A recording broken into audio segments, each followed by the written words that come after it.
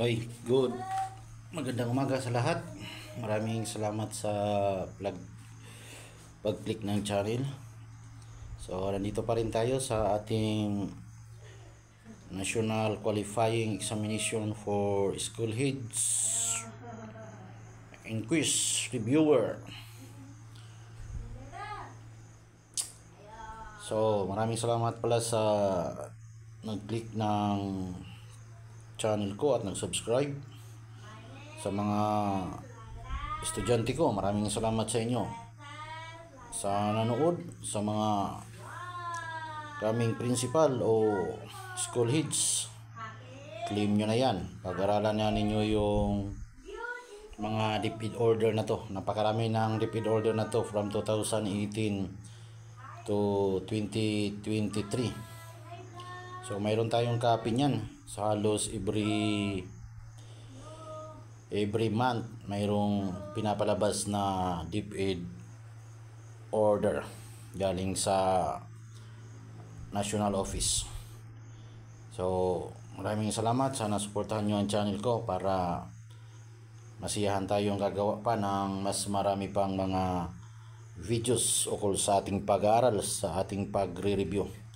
So maraming salamat sa mga nagsusubaybay nyo. Araw-araw ay napansin ko na inaabangan nyo rin yung mga DepEd order na nandito na pwede kong may share sa ating pag-aaral bilang review ng ating quiz. So sa ngayon, ang pag-aaralan naman natin, o alamin natin kung ano yung pinagkaloob o nasa iparating sa atin ng DepEd order number 4 series of 2018, dated February 7, 2018. So ito na yun. Republic of the Philippines, Department of Education, DepEd order number 04 series of 2018, dated February 7, 2018. Amendments to DepEd order number 63 series of 2017, implementing guidelines on the utilization of support to operations fund for regional offices for mapping and monitoring activities of the alternative learning system for calendar year 2017.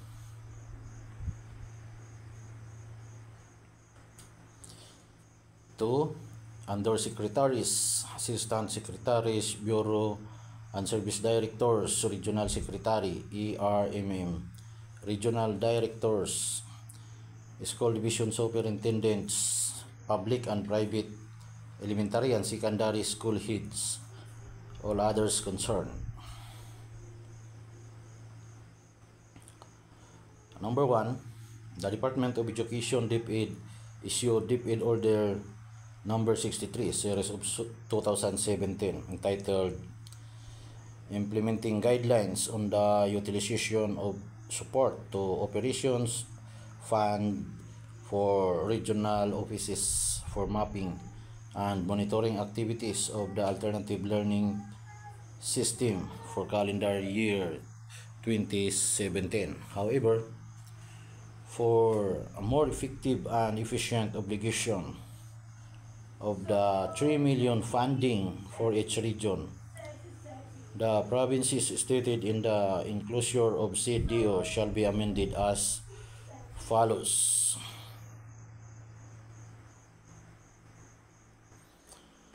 Number 5, fund allocation, release and disbursement. Item 5.4, original provision. After receipt of sub-arrow schools division offices through the regional office shall be request the corresponding cash requirements or notice of cash allowance in C from DBM. Amended. After the receipt of sub-arrow, the regional office shall request the corresponding cash requirements or notice of cash allowance in C from DBM.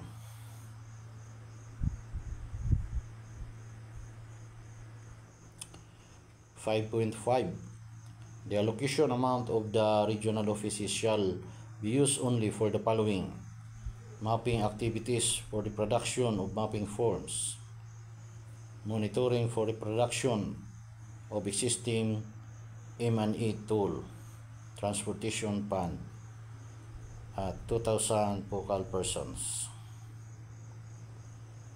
The allocated amount to the regional offices shall be used for the following: mapping activities for hiring of enumerators, reproduction of mapping forms, transportation expenses, monitoring for reproduction of existing M&E tool, transportation expenses of all focal persons at 2,000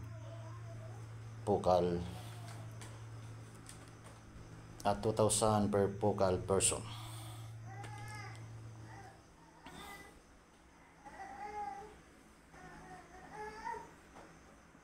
So number 2, all other DepEd orders and related issuance rules and regulation and provision which are inconsistent with this order are repealed, rescinded, or modified accordingly. Number 3, immediate dissemination of and strike compliance with this order is directed.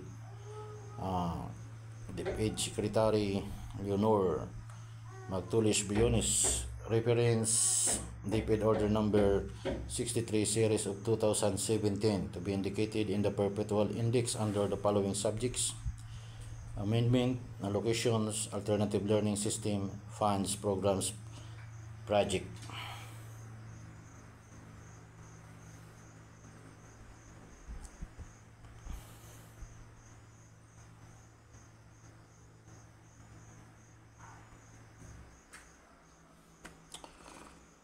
Okay, thank you for watching. That is amendments to DepEd Order Number 63 Series of 2017.